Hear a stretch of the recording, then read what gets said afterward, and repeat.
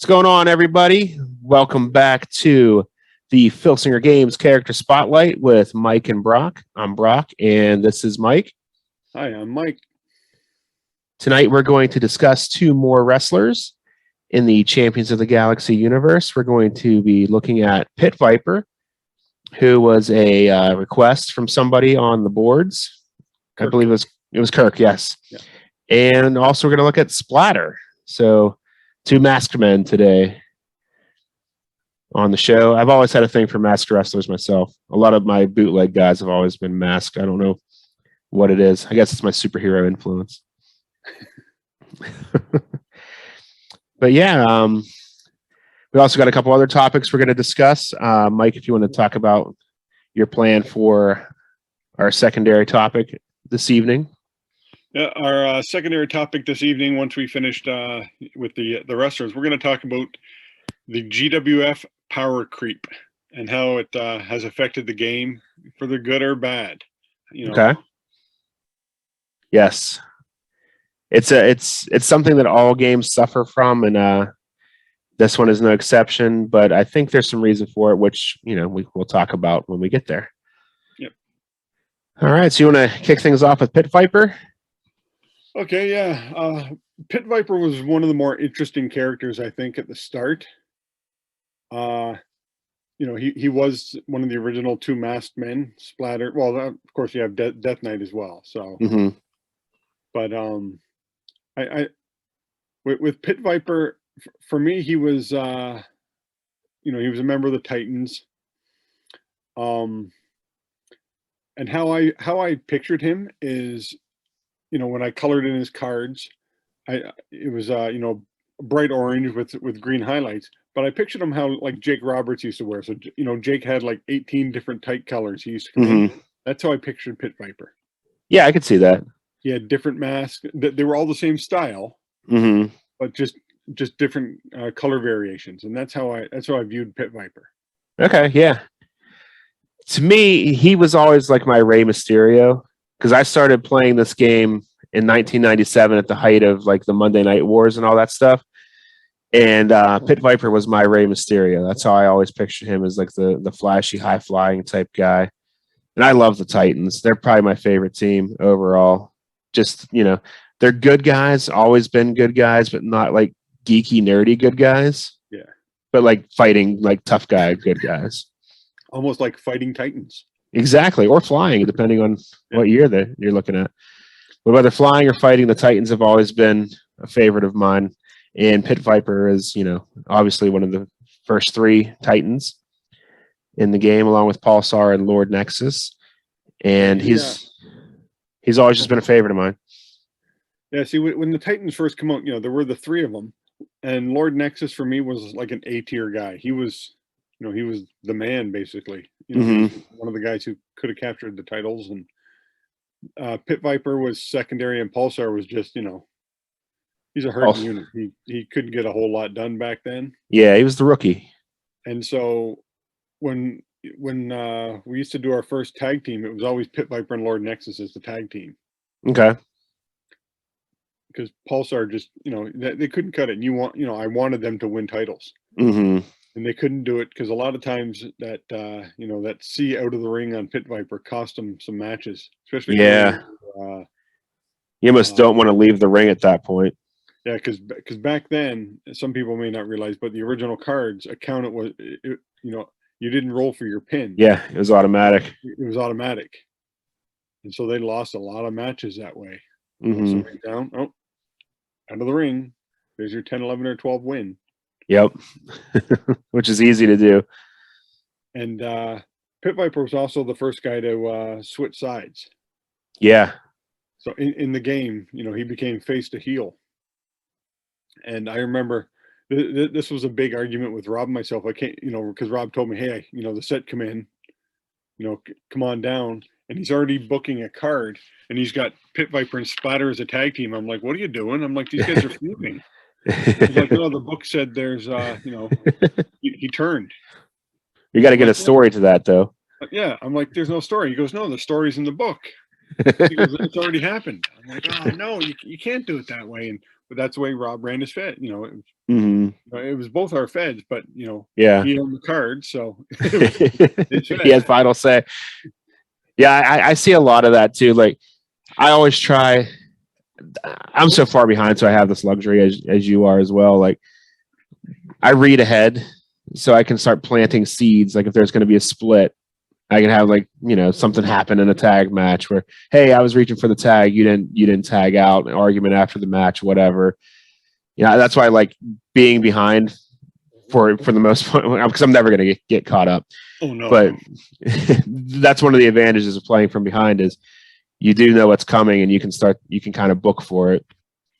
Yeah, and with the Pit Viper, I thought it was he was like the whole martial artist thing came out of left field, like because he's been updated a couple times. Mm-hmm.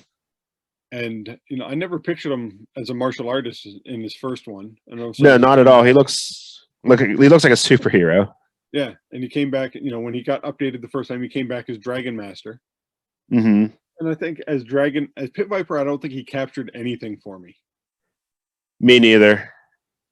And he was a solid, like 50-50 guy for me. I think he was even less than that. Really, me. I pushed him. Like when I get behind a guy, I make stupid decisions for their opponent. And but I think what helped him, he was feuding Genghis Khan for me at the beginning. Yeah. Oh no, he was feuding Splatter, and Pulsar was feuding Genghis Khan. Okay. And I think Splatter was just with those out of the rings, and Splatter would always take things outside. He was just too violent for Pit Viper to handle. Yeah. And he just couldn't do it. But as Dragon Master, on his, because he's been updated, he gets two more cards. He gets an upgrade, then a downgrade. Mm-hmm. And he did okay, as a tag then, and even his downgrade, he's done okay, because his last card is better than I think than the Pit Viper card. Yeah, probably. Because that Pit Viper card, +1 finisher and a 0 out of the ring. You have the cards. I think he might even had a C turnbuckle or something. I'm trying to remember. He has a C death jump as well. Oh yeah, okay. I knew he had 2 Cs. Yeah, so he couldn't get a whole lot done. He got pinned easy and he got knocked out of the ring easy. Yeah, once you get down to level 3 and you're getting death jumped and thrown out of the ring at a C rating, you're in serious trouble. Yeah, and his pin was a 3 though, so he's got a 7-4 on his first card. Oh, 7-4 on his first card? Yeah. So, yeah, he was really a hurting unit. Mm-hmm. And but I always liked him. For me, he was one of those guys, you just cheered for. Yeah. It's one of my favorite pieces of art for sure from the first set. Yeah. I really like the look of him. I think that's why I made him orange and green, because I kind of copied G.I. Joe's Serpentor. Yeah, you can see that for sure. I liked him so much that I asked Tom for permission to do a Pit Viper with 2 T's, a Pittsburgh version of Pit Viper as a bootleg.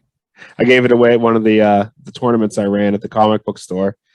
So he has pretty much the same moves, but they're changed to Pittsburgh themed stuff. It's funny. I just came across an ad today for Pit Viper sunglasses, and I'm like, nice. Oh, I know what he's doing now. Right? He's working at a kiosk selling shilling sunglasses. Yeah, he's a definite fun character. Like all the original 24, he's definitely one of my favorites. These characters have such a high regard and a high place in my heart for life, just because of how many cards I played with just that first set. Yeah, you I think with the first set, you just can't even beat them. Like yeah. I think they all gelled really well. Mm-hmm. Everybody had their possible feuds, and you had other guys they could feud. Right. Pit Viper could feud Death Knight if he wanted to, because they were kind of he'd probably beat him a bit more, but he had Creeper, Mutant, he had guys who were on his tier. Mm-hmm. And he worked out well. And then of course that feud with the guy we're going to also talk about, Splatter. Yes. and it was a perfect feud. You know, that mask versus mask. I'm sorry, I to Pete Beck, but I don't count Death Knight as one of the big masked wrestlers. We're gonna have to have him on here to discuss Death Knight. It's yeah. So for having those two feud, it was great, and then their tag team of the Blood Brothers. Yeah. That was it was shocking. I played them. They did surprisingly well. And that happened pretty quick. That was only 2 years later, Yeah. 2089. So a year after Splatter debuted. Yeah. That they're teaming up. Yeah, it was shocking. Like I remember being actually shocked when we found out that Splatter was whoa. You know, feuding. You know, feuding. It was a perfect feud. You know, that whole mask versus mask thing, and yeah. And then watching them suddenly team up, they beat the Gladiators for me for the really so wow. Like, this should not happen. And it was, and it wasn't the first Brute Mask. It was the second one. Oh, the even tougher ones. Yeah, and then that's what ended that 33 card run. Wow, it was a loss to the Blood Brothers because they took it because they had just been through a whole big series of fights, and it was kind of like a day off. Oh yeah, we got the Blood Brothers now. Yeah. And then what? We lost. Yeah, it's a great team. Splatter's an awesome character as well. I know one thing we had discussed before we went on the air is if you could change one thing on the Pit Viper card, what would you do? I think I already know your answer. For him it'd be tough because he's got two things I'd like to change on him. One would either be that finisher, a +1 finisher is just tough to cut. But it definitely would be the C. That's what I was going to guess, the C rating on Out of the Ring. Yeah. His defense is pretty solid, other than his high pin. He's got a pretty solid defense. The +1 finisher for the time wasn't. I mean, that wouldn't do anything. Wasn't terrible, but today, like, forget it. Might as well just have an add one move. But yeah, I think I would probably do the Out of the Ring as well. I'd probably bump that up to a B. Yeah. And to balance it out, I'd drop Turnbuckle to a B as well, from an A to a B. Yeah. If you're gonna take one up, you might as well take one down. But that would give them what, 3 Bs and a C? 2 Bs. Yeah, 3 Bs and a C. Yeah, correct. Yeah. He's got a DQ of 6 too, so he gets disqualified a lot as well. Well, that's one of the things I liked about him. He was a scrappy guy. That's why that feud versus Splatter was just perfect. They were both 6 DQs. Yeah. And they both, for me, they both would just scrap it out. Yeah, looking at the two cards side by side, they are very evenly matched. Yeah. They both can't keep you down. They both have +1 finishers. Splatter had a B ring. Yeah, Splatter has 2 level 2 moves on level 3. One's a choice, though. Yeah. Choice G, which is no longer associated with level 2 moves, but so yeah, that's pretty brutal right there. But we're not talking about him yet. I'll put him aside. I'll quit looking at him. But yeah, and even the tag team with him and Lord Nexus, I thought that whole unit gelled nicely. It did. It was, for me, it was 3 different personalities. Nexus was the leader. He was head and shoulders above the other 2.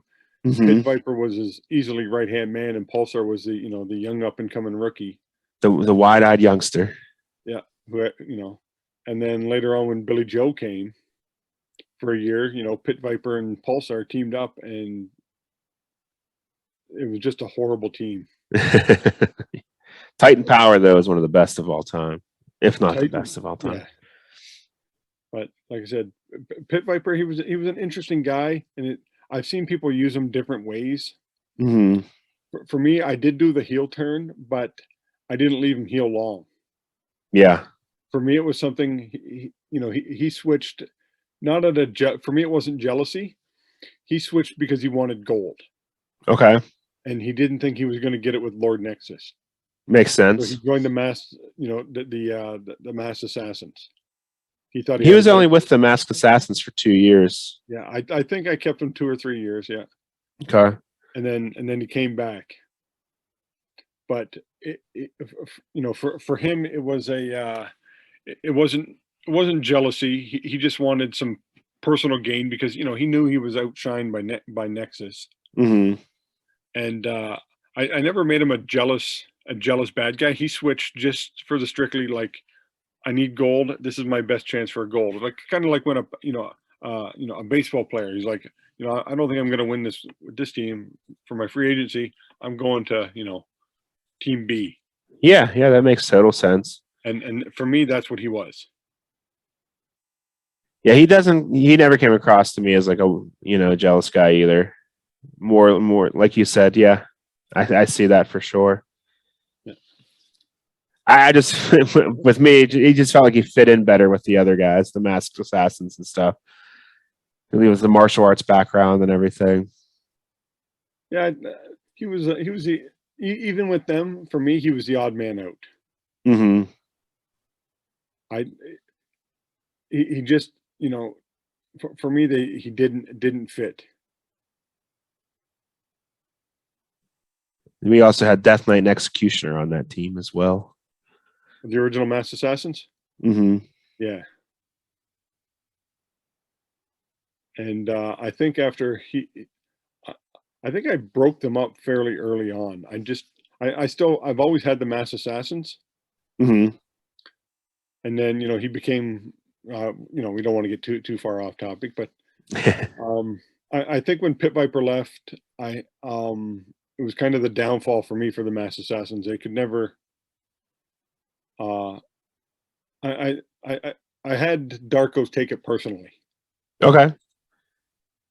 and and that helped fuel that feud between the Titans and the Mass Assassins. For me, Very which cool. is still going on in 2105. They haven't stopped. Yeah. Well, both teams are still around then, so Yeah.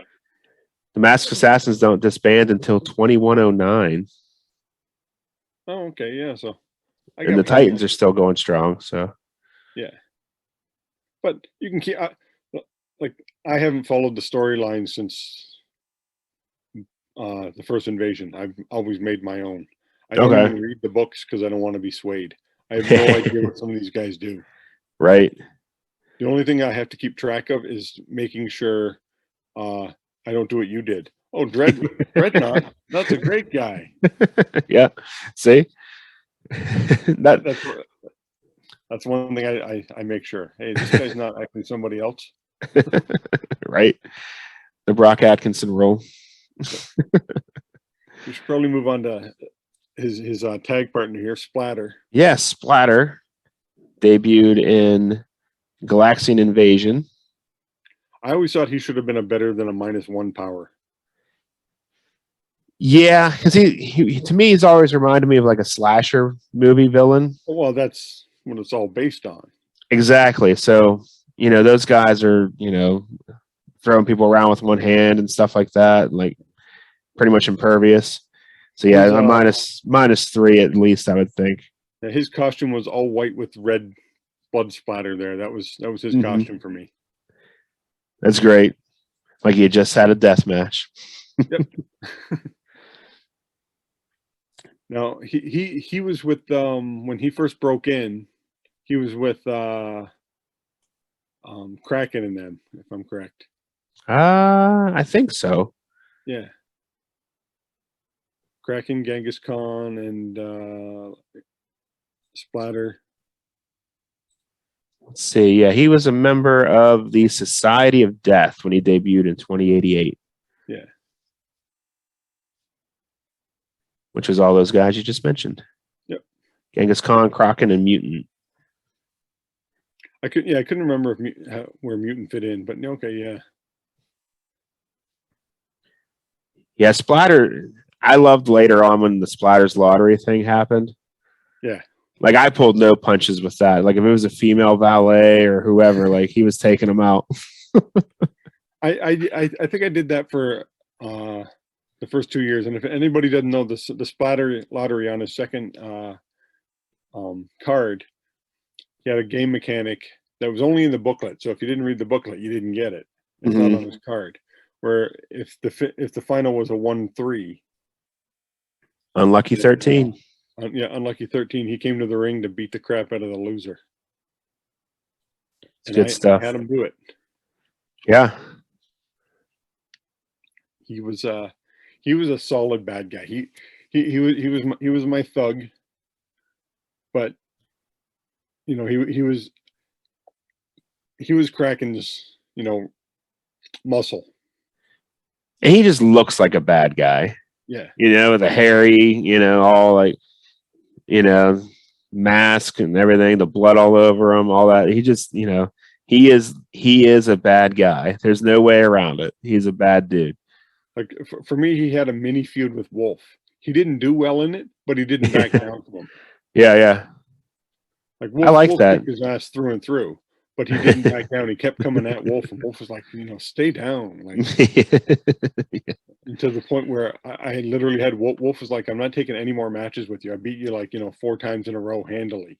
I think one of them might have been close, but he just like, no, we're still going. And Wolf's like, this shouldn't be happening.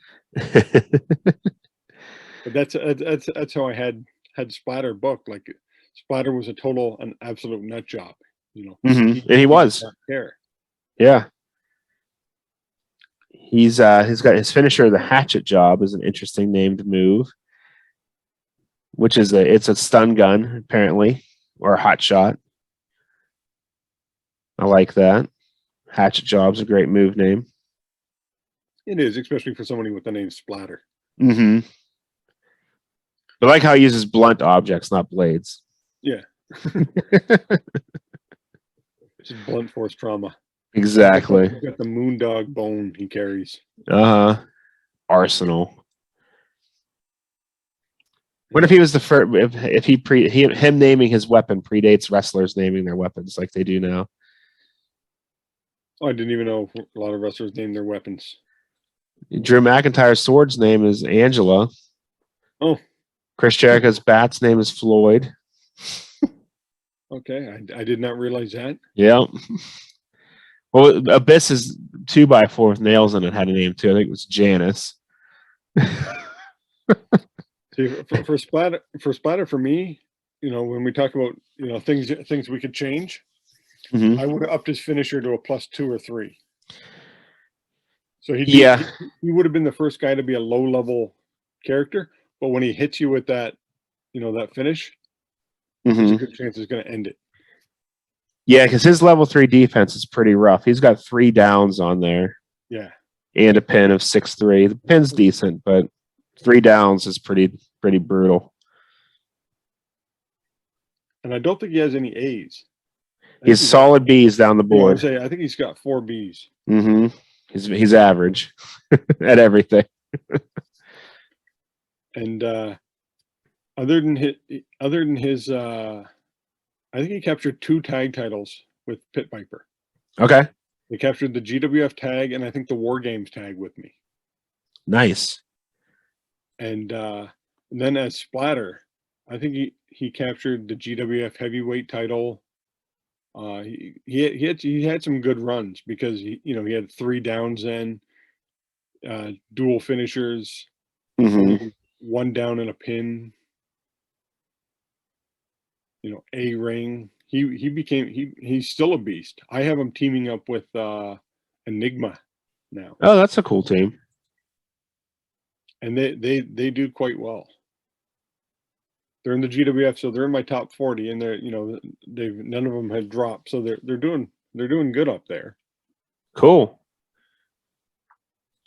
There's also a second Splatter that debuted. What year did that card come out? It's relatively recent. Yeah, it's like his son or somebody copying them, or I think it was somebody copying him. Yeah, because that artwork is so cool, though. That way, and I really like his artwork because it's looking out the window at him. His newest card, the new Splatter, is like creeping outside a window, which I thought was kind of neat. I have not seen. I just know of them. Like I'm only in 2105. I think I have sets up to 2108 or 2109. Okay. And for me, that's probably 3 years away. Yeah. Hey, you never know. You got to stay on top. Yeah. I don't mind being behind, but like I said, Splatter was always an interesting guy. He was Kraken's, you know, he just kind of Kraken would just kind of point him at people and say go. Uh-huh. And I know people were like, well, that's how I use Mutant. Yeah, but Mutant didn't do a whole lot of winning there. No, Mutant was a straight up henchman, flunky. Yeah. You know. Splatter was my he was my Joker. Okay. I like that analogy. Yeah, like he total nut job, but you know he could get the job done at times, and that's how I still have him. He's a total whack job. The other guys in his group do fear him. He's not the leader, but they keep him at arm's length, even though he's in their group. They're like, yeah. Let's see. I'm very record oriented. So Splatter's currently in a group with I call it the Hellfire Club. It's led by Bishop Hell. Okay. So it's Bishop Hell, Terminus, Splatter, and Enigma. Ooh, cool. And yeah, it's Splatter and Enigma are the tag team, and so Bishop Hell's the leader of the group, and Bishop Hell brought him in for the same reason that Kraken did. Bishop Hell doesn't have to do the dirty work. He just points Kraken. He just points Splatter. Take that guy out, and Bishop Hell can swoop in. And go for the glory. I'm checking out Enigma's art. And he's currently in my Fed feuding Archon. I didn't have Archon die or. Oh, no, that was sorry. No, that was Crossfire then. Yes. Yeah, I didn't have that happen either. I had him get into a car accident and get crippled. Instead of getting blown up. Yeah, didn't get blown up. So Splatter's shooting Archon. Okay. Currently, and it's interesting with that because Archon, he's all offense but no defense. And Splatter's all, a good solid mix of both. And so their feud's going back and forth. Nobody's dominating it. Which is kind of what I like. Yeah, that's a good feud. It goes either way. What would you change on Splatter's card? I think I'd bump his power up to at least a -2, and I'd remove it down on level 3 defense. Well, yeah, but now you're rearranging the whole card. You only get one. Oh, sorry. If I had to choose between the two, I'd get rid of it down. Yeah. Yeah. Yeah, I think that's for yeah. If I had to choose between the two, that'd be the one. Yeah, I hadn't thought of that, but I like the idea of a guy just hitting a big move out of nowhere and getting the win, like being the underdog. Yeah. So at a +1 finisher, you hit a guy, good chance he's kicking out. But now at a +3 finisher, it's pretty much that's what made Wolf and Star Warrior dangerous. They had the 2 +3 finishers. Thantos had the +4. And a few guys with +2s. Yeah. Now everybody has a +3. But if you want, we can always segue into our the power creep. I think that's a perfect segue. Yeah. Almost like we plan these things out. Yeah, but we don't. No. Yeah, I personally think the power creep started with chaos. Yeah. But because I think Tom just wanted guys, you had Matador, you had Spike, Star Warrior, Thanos. Those guys were all solid top tier guys. Now Thanos was still running off his first card. You know, competing against those guys, and all of a sudden Chaos shows up with 3 finishers. Yes. I was like, 3 zeros, but still 3 finishers. Yeah. And a -5 power, 0 agility. And I was like, oh, this, but with Chaos, the thing I don't mind about him was his card mechanic, because he could become suddenly weaker. Yes, depending on the alpha stone. Is that what it was called? Yeah. And that's what I liked about him. So he was a tough guy, but you know, and I've had it happen in matches where, you know, he goes up and down multiple times. He's like, I'm strong, I'm weak, I'm strong, I'm weak, strong, weak. And then you slowly see it. You know, then you have Chaos, and you're like, well, now we got to get somebody to, you know, compete against Chaos. Right. And it just goes up and up from there. Like I see these guys like Aether Overlord and Monolith, and I'm like, you know, if I get to them, I don't know if I'm going to use the cards. It's tough. I don't want my titles being decided by, you know, 1 or 2 guys. Right. I like a couple guys to be able to, you know, fight over it, but just 2 guys in a promotion. I've never been a fan of power creep in any game. And I know it happens in multiple. I've played multiple games where, yeah, you know, I get stuck liking one character, and all of a sudden, you know, oh, here's a new guy, and he's all bright and shiny, and he's way tougher. Hero clicks, I think, is the worst for power creep. Now, with the Champions of the Galaxy, I give it a pass because it does occur in real time, and you kind of back yourself into a corner because guys are constantly improving, and then you got to bring in new guys that you want to compete with guys at that level. So then they also have to make those guys, when they update them again, just to, you know, up to that guy's level, and then and so on and so forth. So it's tough whenever you have this ongoing story to avoid the power creep, because if you want to introduce a brand new bad guy that's going to dominate, he has to be better than all your good guys that are out there. Yep, I remember in the first Galacticon, Myron Coleman ran a tournament. And it was, you know, he showed up with all these indie guys. And I was wrestling with Chad Olson, just first met him, and we're playing with these guys, and they're like, you know, 4 downs on level 2 and double +5 finishers. And we're like, what is this? Like, this is, everybody wanted their guys to be super powerful. I'm even guilty of it when I first started. You know, you want your guys to, you know, be good. And then, you know, Thanos was the you know, the benchmark. Right. Well, if I can beat Thanos in, you know, 3 out of 5 times, my guy's tough, so I'd wrestle him. Yep. And but then you're like, okay, now I got it. Like you said, now you got somebody to compete him. So, but you want him just slightly better because, you know, he's going to be the new shiny toy. And it's just up and up and up and up from there. And I see these new guys every year, and I'm like, this just isn't fun.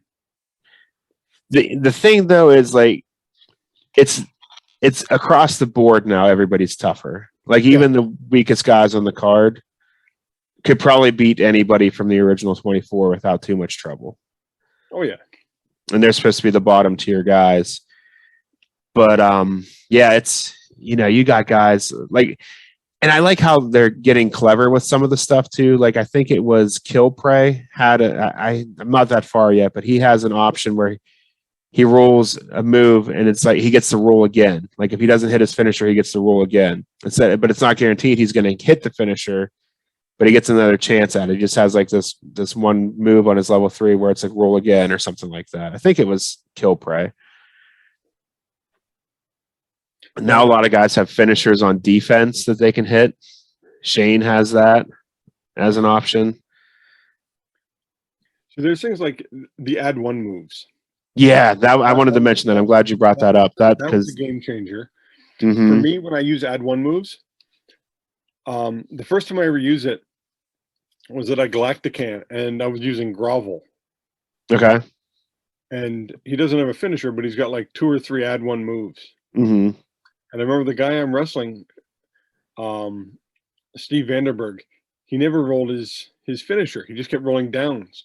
He counted, he had like 32 pin tokens on him. He'd be dead. And I'm like, this match would, this match should be over. I'm like, Yeah. this is just ridiculous. Referee stoppage. This is a ridiculous amount of pin tokens. Mm-hmm. And since that point, when I use an add 1, it can get used once in a match. Okay.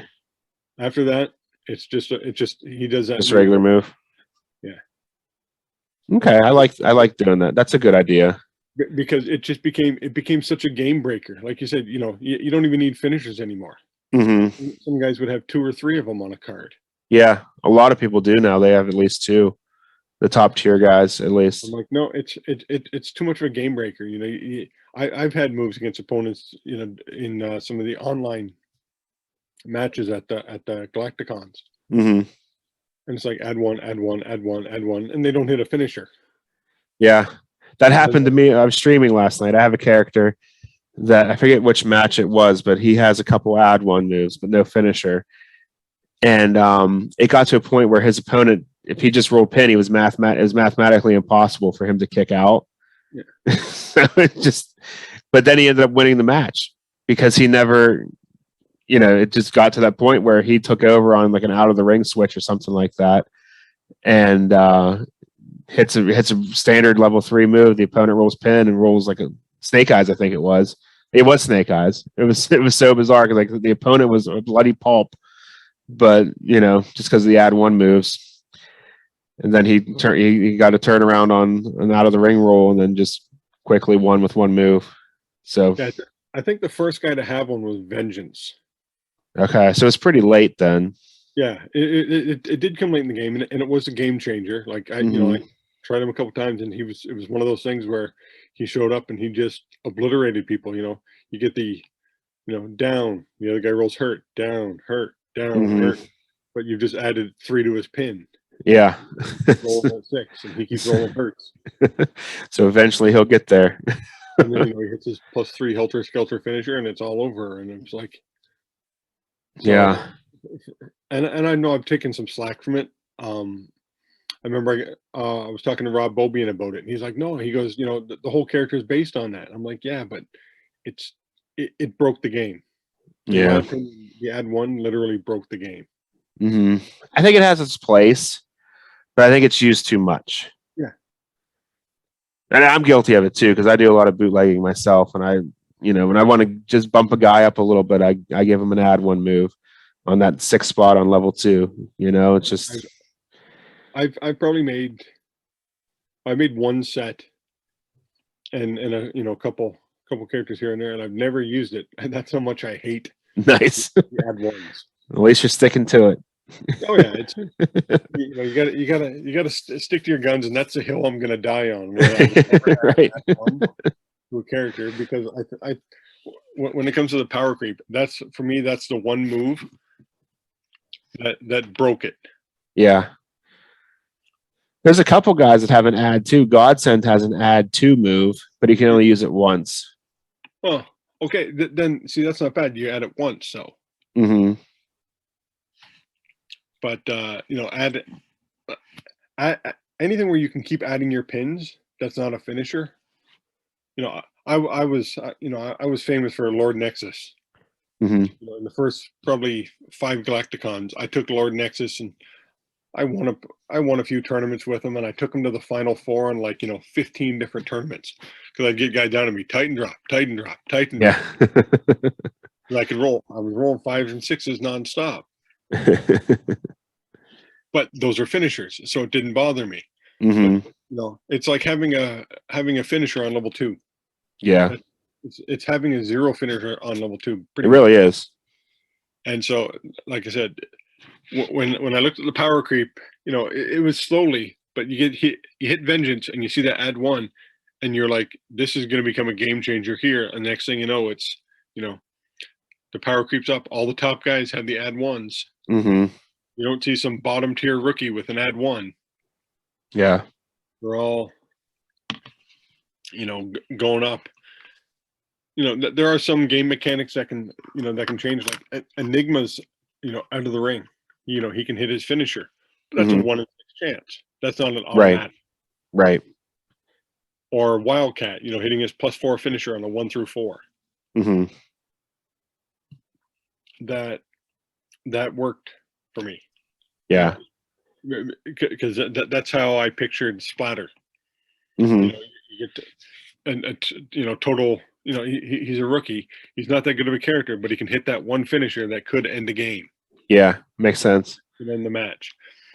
And so, I'm okay with that. I'm okay with a lot of game mechanics. I'll read some game mechanics that people have, and they're paragraphs, and I'm like, that's never used. Yeah. Yeah.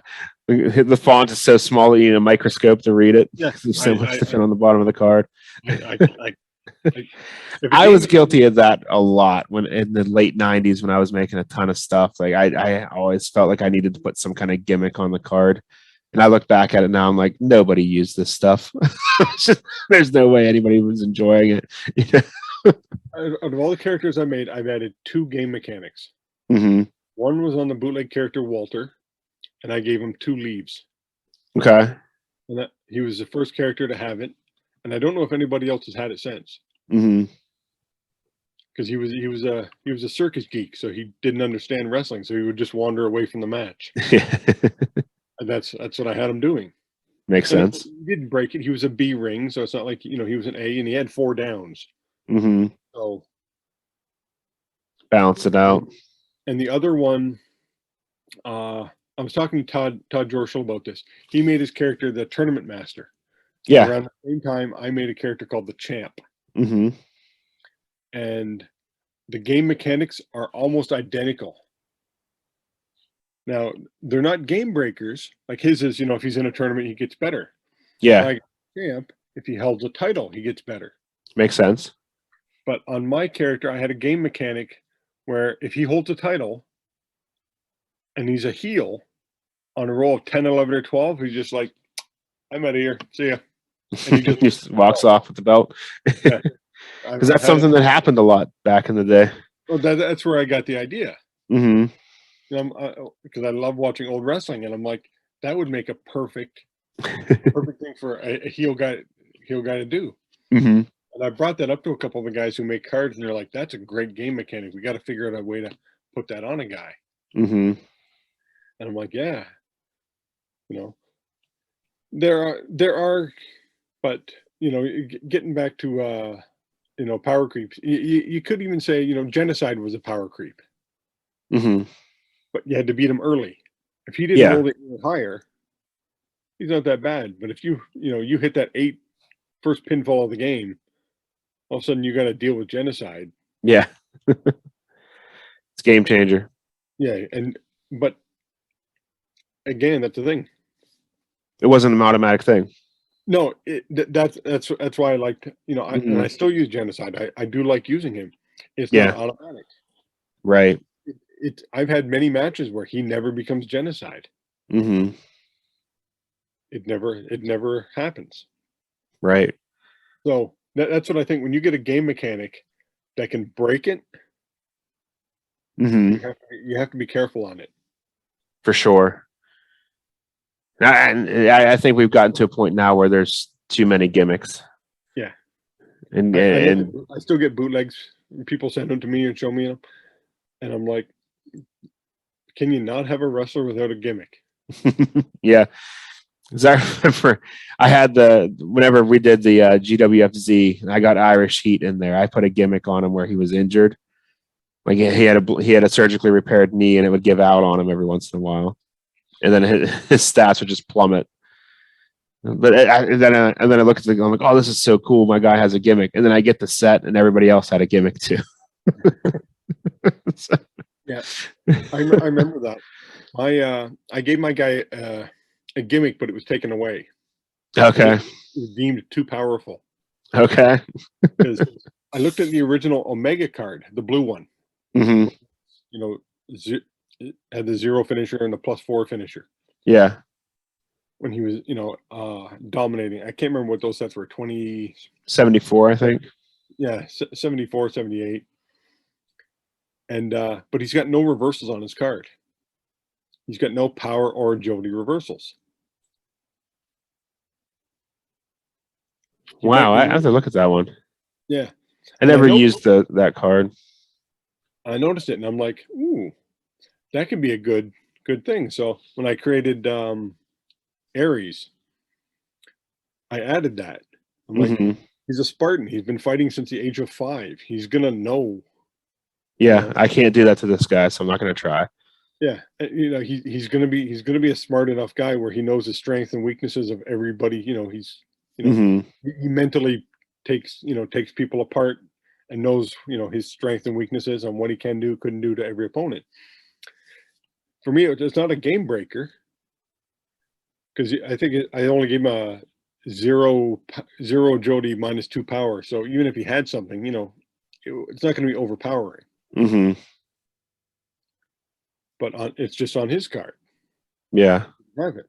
And I'm like, see, it wouldn't have been a game breaker, just enough to maybe push him over. But a lot of guys have better than 0 agility and better than -2 power. Right. So I gave him a decent mechanic, but it's also his power and agility were low enough where probably 3/4 of the guys could beat him on it. Right. So, but it didn't bother me. It's like, it didn't happen. It didn't happen. What really bothered you is that they teamed the 2 of our characters up. Oh, did they? They did. They were a tag team. I forget what they were called. I have no idea. Let me see. I'll look it up real quick because I'm still in the wiki. Fist fight. Irish Heat and Ares. I actually just introduced Ares in the UW in the CPC, and he's teamed up with Datsuki. Okay. That was Irish Heat's other tag team partner as Lucky Day. Oh. So they're their own little triad there. I think it was the Earth connection. Oh, and that's the other thing. My guy, this just popped in. The guy, the champ that I made. He's a Titan. He was a bad guy Titan. I have that card. It's a cool card. I like the art a lot too. Paul Barnes did them for me. I'm like, there's no bad guy Titans. Every Titan that comes in is a good guy. So I'm like, I wanted a bad guy Titan. So that's what I did. There you go. Every planet needs some jerks, right? We know we got plenty of them here. So we should finish this up soon. We have our next topics next week will be Lord Nexus and Executioner will be yes sir about, and the topic will be our favorite underrated wrestlers. Sounds good to me. Good stuff. Well, thanks everyone for joining us and watching this video or listening, however you partake. If you have not yet, please subscribe to the YouTube channel. You'll get alerts every time we post a new video. We're going to try and get these out every Monday, or we record every Monday. So hopefully every Tuesday. We could probably get them out every Monday after this week. But yeah, we're working out some bugs. Thank you to all of you who have checked out our first video. It got a pretty good response already. So if you have not yet checked that one out, if you found this one first, please go back and listen to our first one.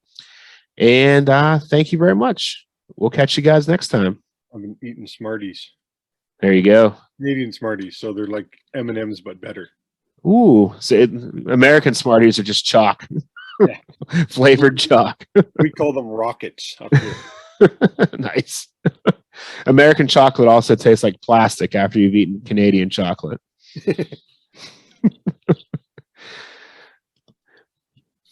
Okay. Everything's better in Canada. All right.